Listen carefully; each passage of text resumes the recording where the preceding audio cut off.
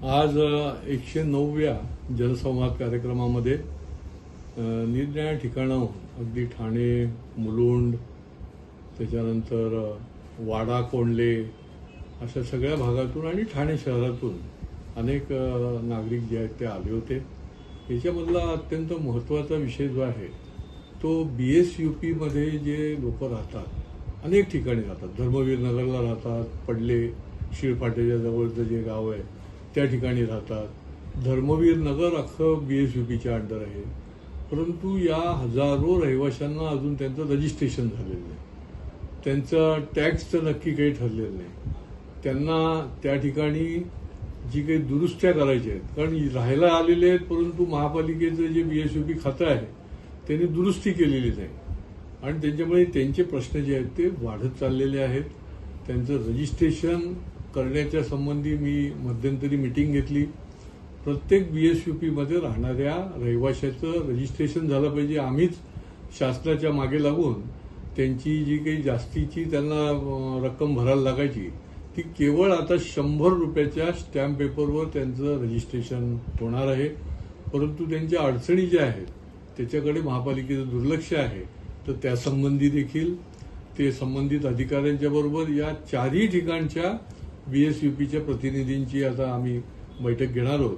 त्यांच्या डोक्यावर बसून ते ज्या अवस्थेमध्ये राहत आहेत ती अवस्था दूर करण्याचं काम जे आहे ते आम्हाला निश्चितपणे करायचं आहे. काही बिल्डर जे आहेत ते छोटे बिल्डर आहेत.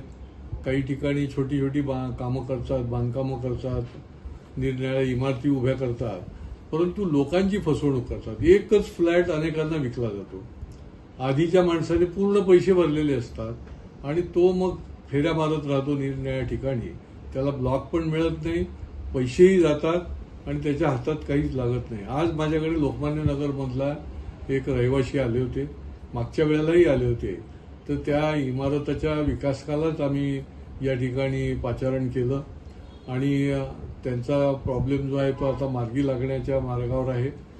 त्यांनी कबूल केलेलं आहे की माझ्याकडनं चूक झाली, माझ्याकडे पैसे यांनी पूर्ण दिलेले आहेत, परंतु मी यांना कुठलाही फ्लॅट दिलेला नाही. जो द्यायचा होता तो फ्लॅट आणि कोणाला तरी दिलेला होता, परंतु आता ते त्यांना फ्लॅट जो आहे तो उद्याच्या उद्या त्याचं ॲग्रीमेंट करून जे आहे ते देण्याचं ठरलेलं आहे.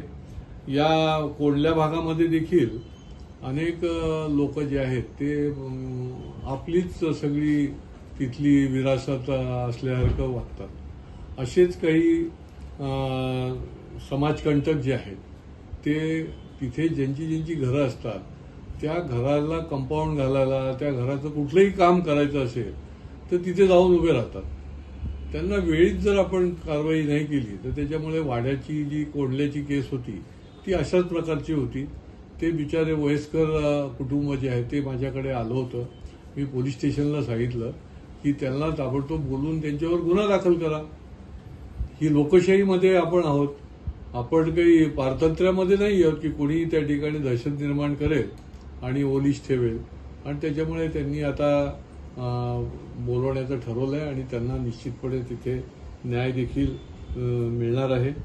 बाकी बांधकाम हा विषय जो आहे तो मी विधिमंडळामध्ये पण घेणार आहे. आज मी अतिक्रमण विभागाचे जे आता नवीन अधिकारी आहेत, उपायुक्त आहेत, त्यांना बोलवलं होतं आणि त्यांना एक सॅम्पल 5 बांधकामं कशा पद्धतीने चाललेली आहेत आणि तुमच्या डिपार्टमेंटचं कशा पद्धतीने त्या ठिकाणी दुर्लक्ष आहे, म्हणजे जाणीवपूर्वक पण दुर्लक्ष आहे. त्या बांधकामाच्या संबंधामध्ये बांधकाम पूर्ण झाल्यावरच हे लक्ष द्यायला लागतील की काय, आणि म्हणून त्यांना वेळीच ते 5ही बांधकामाचं उदाहरणं दिली. अशी तर खूप बांधकाम आहेत. तिची सुरुवात येऊरपासून होते, ती संपते ती मुंब्रा आणि शीळपर्यंत. कोर्टाने सांगून देखील बांधकामं जी आहेत ती अनधिकृत बांधकाम जी आहेत ती होत राहत आहेत. त्याचं पेव फुटलेलं आहे. याचं कारण सर्व भागाचे जे सहाय्यक आयुक्त आहेत यांना एकतर सुटीवर पाठवायला पाहिजे किंवा घरी बसवायला पाहिजे. कुठल्याही प्रकारची, म्हणजे ज्याला म्हणता येईल की जाडं कातडी झाली की काय, यांची काही संवेदना आहे की नाही, काही नियम आहेत की नाही, काही कायद्याची धाक तुमचा लोकांवर आहे की नाही, आणि त्याच्यामुळे उलटं सुलटं बेधडक बांधकामं सुरू आहेत.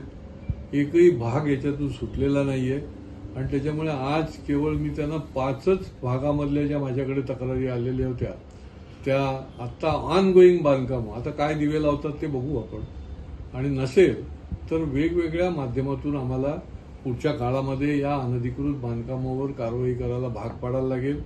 वेळ पडली तर आमचे कार्यकर्ते जे आहेत ते त्या त्या ठिकाणच्या जबाबदार अधिकाऱ्यांना, कारण आयुक्त कारवाई करत नाहीत, नुसती शोकाज नोटीस देतात. ते बाळू पिचड नावाच्या सहाय्यक आयुक्तांना त्यांनी शोकाज नोटीस दिली, ते आता मागच्या आठवड्यात रिटायर झाले, ते घरी बसले, परंतु इथे ठाणेकरांचं नुकसान करून गेले. आणि त्याच्यामुळे त्या अधिकाऱ्यांना आमचे कार्यकर्ते त्या ठिकाणी घेराव घालतील, वेळ पडलं तर काळं देखील फासतील. परंतु या अधिकाऱ्यांच्या माध्यमातून जर असा ढिसाळपणा, दुर्लक्षपणा असा मोठ्या प्रमाणामध्ये माफियांना हात आणि साथ देण्याचे जर प्रकार चालत असतील तर ते पुढच्या काळामध्ये आम्ही खपवून घेणार नाही.